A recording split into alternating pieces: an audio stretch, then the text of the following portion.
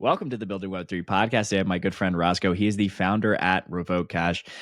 Rosco, before we get too deep into Revoke Cash, give us a brief introduction into yourself and what were you doing before you got to Web3?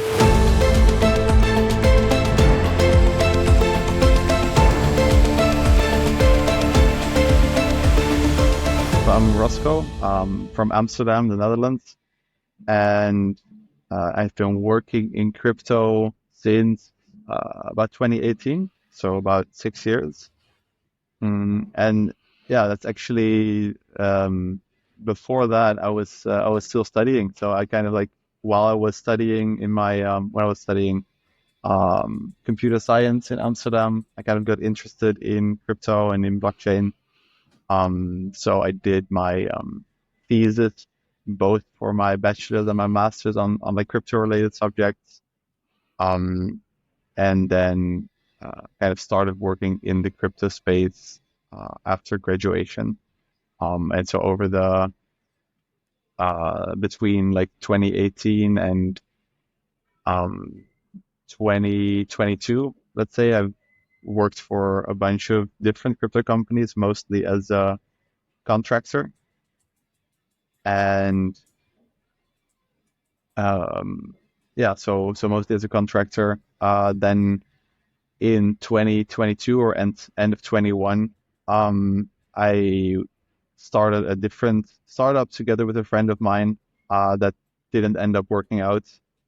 And so then since probably about 2 years ago, August of 22, I've been full-time on Revoke Cash, which I initially started in 2019, but it had been more like a side project up until 2 years ago.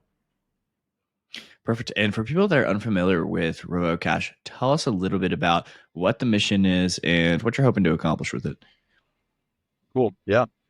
So whenever you use tokens in DeFi or in crypto, you always have to give access to those tokens.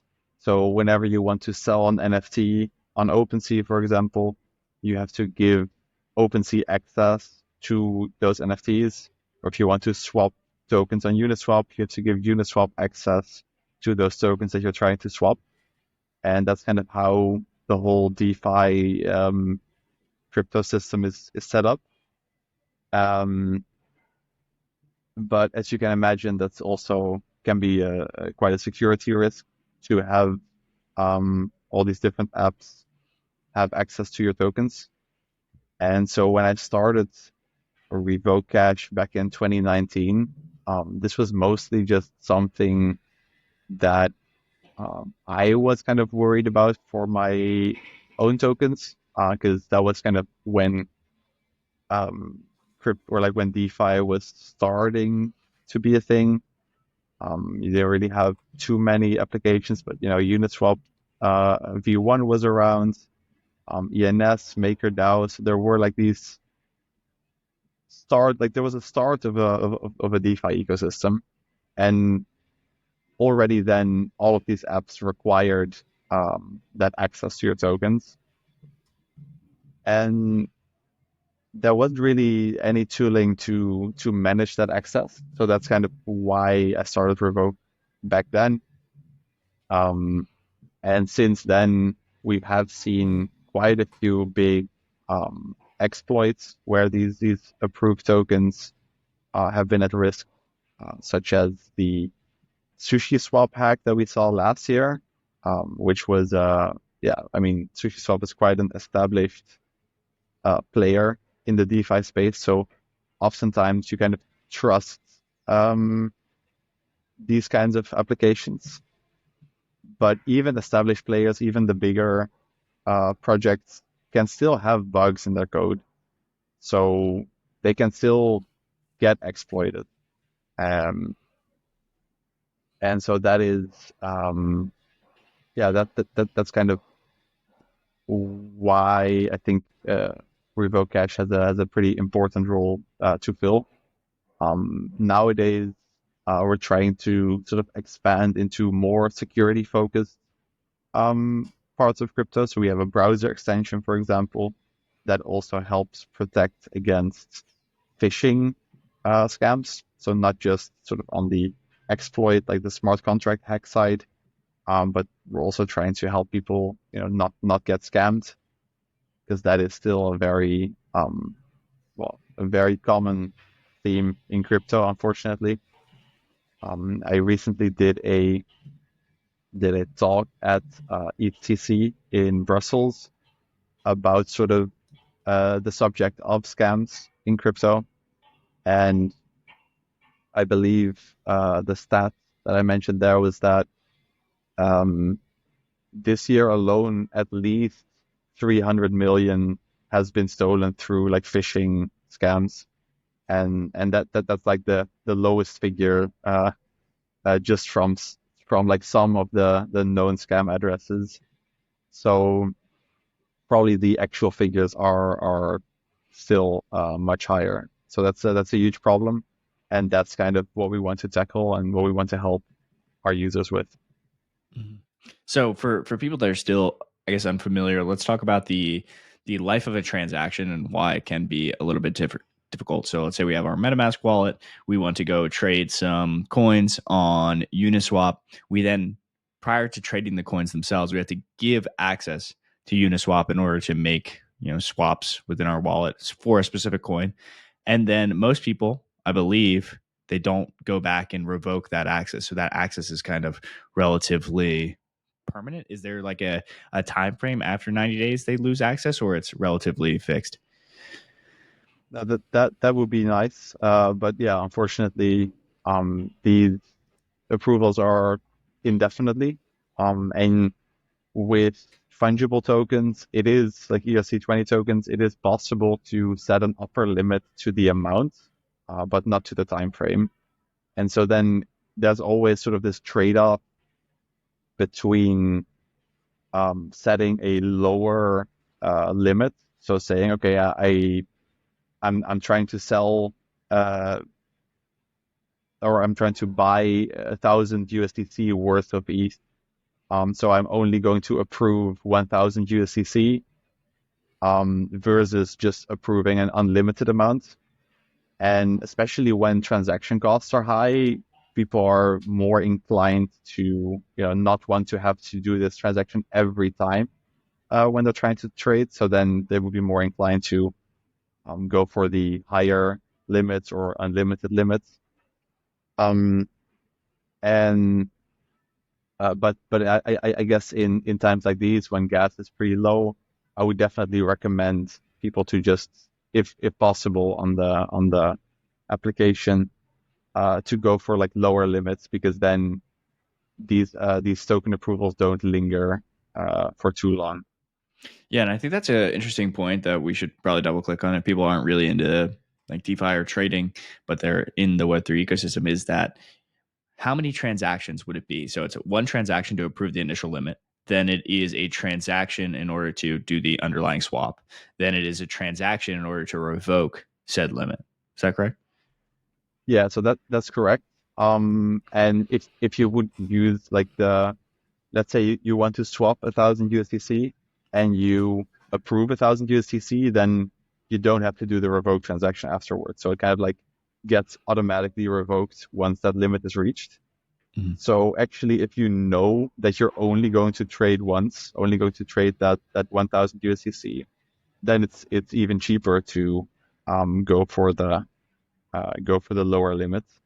But oftentimes people like if you know that in the coming month or two you're going to be trading USDC every week, then what people usually do is that they'll just give unlimited approval once, and then every time they trade it, they don't have to give that approval again because it's still in place. And then at the end, like maybe a few months later, when they know, okay, I'm kind of done trading, then they'll do that revoke transaction. So that's kind of the trade-off in terms of how many transactions you have.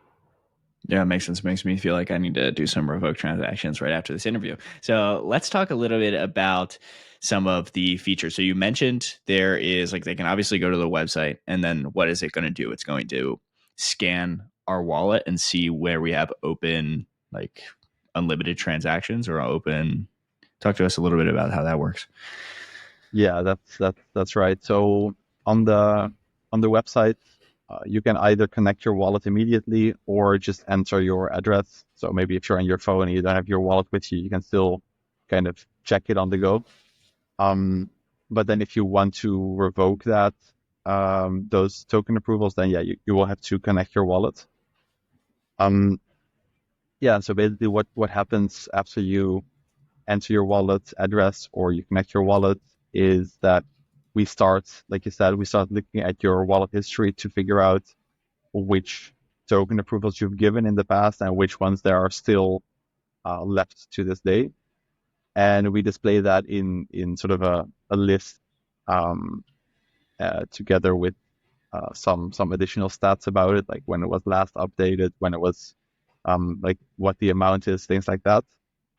And then there's just like the option to revoke or potentially change the amount. So maybe you've given an unlimited token approval in the past for your USDC, but you want to reduce that to maybe only 5,000 USDC if you know that that's what you're going to need in the coming time. Perfect. And you mentioned you had a few other, features like a Chrome extension, and talk to us a little bit about like what's the whole product suite is.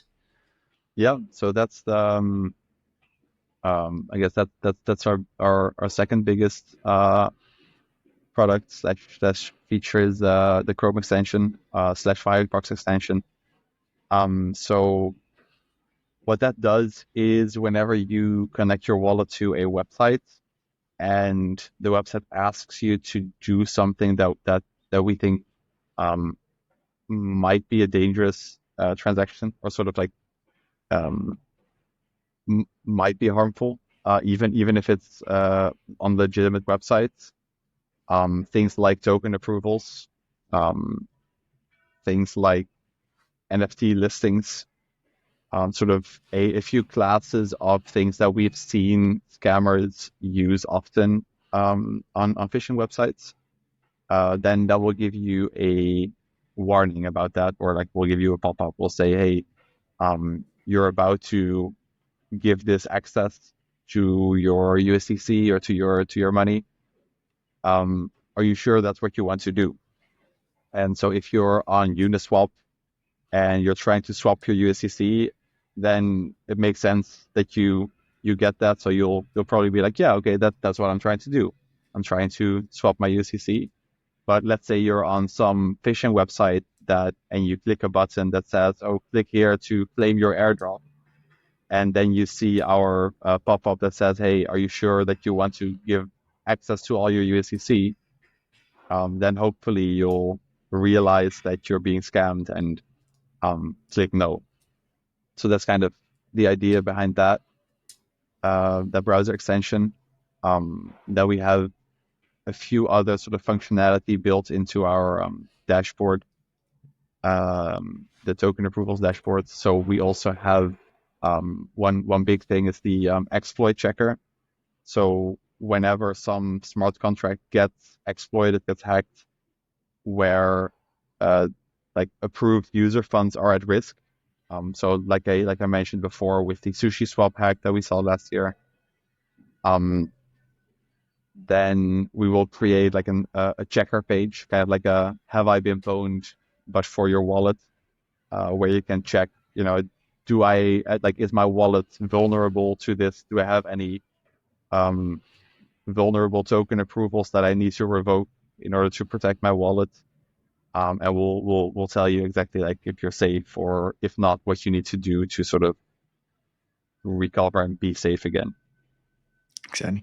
And then talk to us a little bit about how you guys determine whether a website is a scam. Is it like they're known smart contracts that are just compromised, or Now, so with the browser extension, I would say we don't really um, do any checking on the website or like whether this is a scam or not. We just look at the transaction and will always provide this information if it is something like a token approval, because I mean, token approvals are a big part of regular usage of crypto and DeFi, but they're also a big part of scams. So even if it's like I said, if it's on a legitimate website, we can still show you this pop-up. So we don't really check whether it's actually malicious, but we'll like our idea behind this is that the user will have an idea whether they're supposed to be giving this approval right now or not. Um, and it's kind of like this just this extra layer where if you're trying to transact and you just see a pop-up from our browser extension, you just kind of know to pay a little bit of extra attention, just double check what you're doing, and if it all makes sense, like if you're, like I said before, if you're trying to swap tokens on Uniswap, then it makes sense if you have to give that access. Or if you're trying to sell NFTs on OpenSea, then it makes sense if you have to give that access. But for those other cases, hopefully this will make you think twice before clicking accept. Yeah, for the airdrop example, right? You go into the Yeah, website, you click the button, and then why would you have to give access to a token for all your USDC in order to claim the airdrop? Wouldn't really make much sense. So yeah, I exactly. now let's talk a little bit about like I've seen a few other products in the market, maybe not the exact same, but Wallet Guard comes to mind, Mint Defense comes to mind. Talk to us a little bit about how you're hoping to, you know, provide different features or, market yourself a little differently than the competitors. Yeah. Yeah, so I think those examples are really great products like Wallet Guard, Mint Defense, Pocket Universe. There's quite a few of these sort of pre-transaction browser extensions that also like kind of provide more information and context about what's happening. And I think um, in some ways the Revoke extension would work very well next to those extensions as well because they take kind of different approaches. Um, so I'm not entirely sure how all of them work, but I know, for example, with Wallet Guard and Pocket Universe, they perform a simulation of the transaction and then tell you sort of the results. So with a swap, they might tell you, oh, 1000 USDC is leaving your wallet and zero point 0.4 ETH is entering your wallet. So that's kind of the how that works. And like I said, with the Revoke extension, we're more looking at like it's just kind of a static analysis of the transaction. So we just look at, oh, is this an approval transaction? Then we'll give a warning, or if this is like a specific kind of NFC listing signature, that will give a warning. So I would say the Revoke extension doesn't always pop up. So it only pops up when we detect some kind of transaction that is also commonly used by scammers. What that means is that probably uh, we don't catch everything. So I think something like Wallet Guard will probably catch more things. But our idea is also that if this Wallet Guard or if some other browser extension pops up for every transaction, then users might also start to ignore those pop-ups, or at least not read those as carefully because they're like, oh yeah, I see some information here. Sure, let's click confirm. So we kind of the idea with our extension is that if it pops up, you really should pay attention.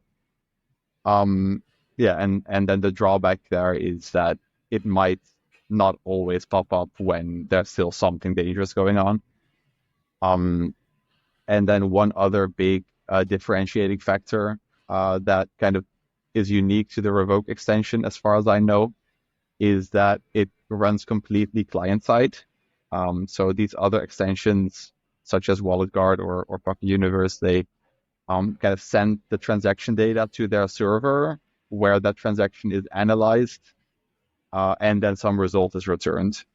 Whereas our extension does all those checks just on your machine. So if that is something that that is valuable to you, then that's definitely something to consider. And that's also like one of the reasons why we are not exactly able to do those simulations like they are doing, because that is generally something that you do need a server for. So that's the trade-off that we make. Like we run everything locally on your machine, but then yeah, we're not able to tell you about everything that happens. Yeah, it seems like run both because, even though Revoke Cash may be less frequent, it may be a higher signal like, hey, this is definitely something you need to look at. So let's talk a little bit about any kind of notable partnerships you guys have created or collaborations your project has formed. Yeah. So yeah, there's quite a few interesting security companies in the space now that we work with. So we've actually recently announced a collaboration with WebSC, which is a also a security company in the space. We've earlier we've also collaborated or integrated with Scam Sniffer, which I also think is a really high quality project in the space. So those two companies were using their data as like a source to sort of provide you with insights about your um, token approvals. So right now, if you log onto your Revoke.cash dashboard and you see all your token approvals, some of them will have sort of these either high risk or medium risk warning next to them. And if you hover over that, it will tell you like, okay, this token approval we consider high risk because of these and these reasons. And those reasons might be that they're known scammers, or maybe it's like a closed source contract, or there's all these kinds of um, different kinds of factors in play that kind of make something a medium risk or a high risk or a low risk. But that's kind of the idea there to help people understand which token approvals form which risks to their wallet. Absolutely. And shout out to WebC. And people can go back to the WebC episode that we just did. I think it's called Practicing Safe Blockchain, which I thought was a very funny title. I make myself laugh sometimes when I Cool. make these titles. So let's Nice. talk a little bit about. I think this is one of the biggest downsides of Web3 is, people can become bankless, which is good, and like self-custody their own funds, but you can also just get all of your funds ripped out from under you. So making Right. blockchain safe is something that, I'm very passionate about. So talk to us a little bit about like where you hope to see the future going. Like, of course, there's collaborations with WebC, but do you see like maybe the big dApp providers would be integrating with you guys, or how do you hope that the future kind of evolves for Web3 so that it's a little bit safer? Yeah. So I think um, I feel like one of the biggest things that we that would help is you know we talked about all these browser extensions like the Revoke extension, like Wallet Guard.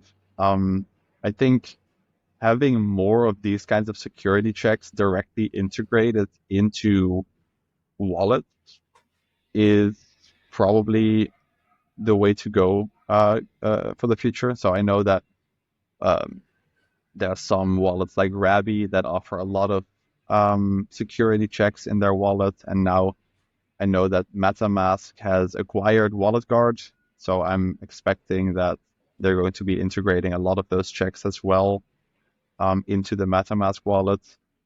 Um, there's also still sort of the difficulty that any or that most hardware wallets have a very limited amount of screen space. So you like you know that that your hardware wallets should be safe. Like there's like even if you would connect your hardware wallet to a malware infected computer, um, that malware is not going to be able to get onto your ledger or other hardware wallet. But that malware could probably still change the transaction requests that get sent to your ledger. So even if you see in your MetaMask, you see some message that says, "Oh, okay, yeah, you're about to interact with Uniswap, like everything is fine. You're on the actual Uniswap website." If you would have some malware in your computer, probably that would still be able to change whatever is being sent to your ledger for signing. And so I think hardware wallets probably do need to also have better like security checks similar to the ones that are already happening on the software wallet side, like on MetaMask, Ravi, Phantom wallets. And so I know that Ledger is supposedly launching their e-ink display, the Ledger Stack. So I think something like that is probably step in the right direction. So they'll be able to show you more of those security checks as well on the wallet itself. So yeah, I think that's like just that whole sort of more information, more warnings just integrated into the wallet themselves. I think that's going to be a very big one. Then another big thing, probably for the security, is account abstraction. And sort of that, I feel like that's also kind of a double-edged sword. Because on one hand, with account abstraction, there will be a lot less of a need for things like token approvals. So when you're like right now, when you're swapping on Uniswap, you have to go through this whole token approval process. But with account abstraction wallets, and already today with some smart contract wallets like with Gnosis Safe, you already don't have to give that approval in a separate transaction. So that also means that they won't linger after you're done with it. There will still always be some need for token approvals. For example, if you want to sell NFTs, that's like a more async interaction. So you'll still have to give that approval to OpenSea, so that whenever the time comes that someone wants to buy the NFT, they have that access to sort of execute the trade.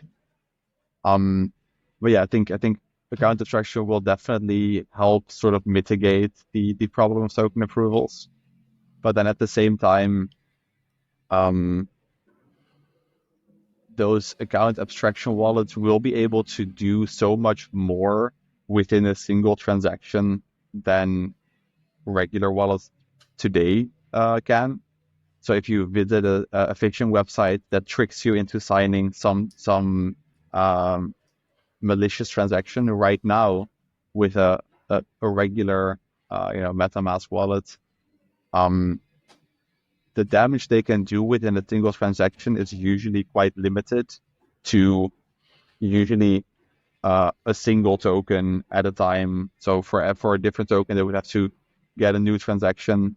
With account abstraction, you'll be able to sign one transaction that kind of transfers 10 different tokens at the same time.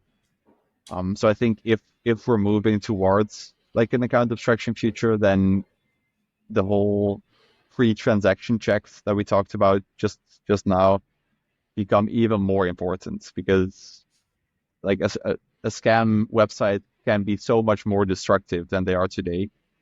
So sort of preventing that from happening is going to be, I think, the most important part as far as security is concerned.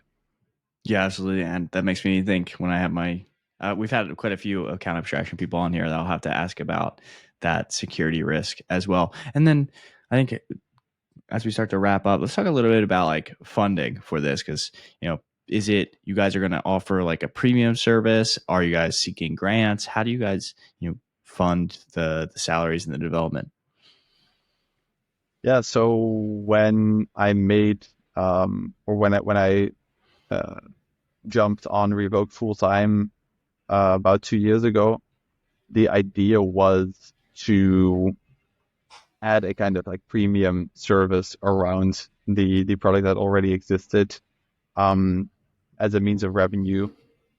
Um, and there's still some ideas around that. But in the past 2 years, we've seen a lot more focus in the crypto ecosystem on public goods funding. So we've had like Optimism's retro public goods funding, there's Bitcoin grants, Octant.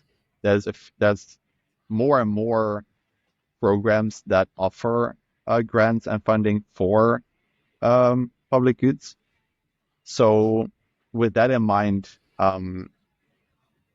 it will be our preference to just be able to stay a fully open source, free to use public good that anyone has access to. Because I think with these kinds of security tooling, it is really important for anyone to have access to that kind of tooling, to be able to protect yourself. Um, we would prefer not to put anything behind sort of a paywall. And so far, that has been possible because of these grants programs, because of Optimism, Gitcoin, Octant, ENS, all of these programs. So we're very grateful to have those programs and to be able to continue developing Revoke as a full public good. And our plan is to continue doing it that way for as long as that is possible.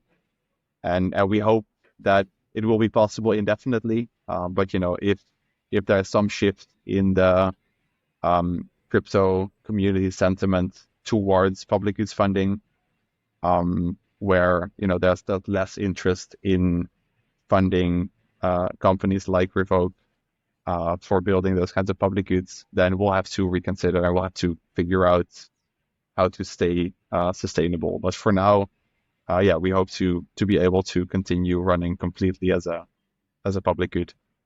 Amazing. Well, people go support, obviously, Revoke Cash. So finally, where can listeners learn more about you guys, get involved, go to the website, shout out any kind of social media or any kind of links? Yeah, so our website is revoke.cash. We have a growing knowledge base on the website to also learn more about what are token approvals, what kind of scams, what kind of common scams exist.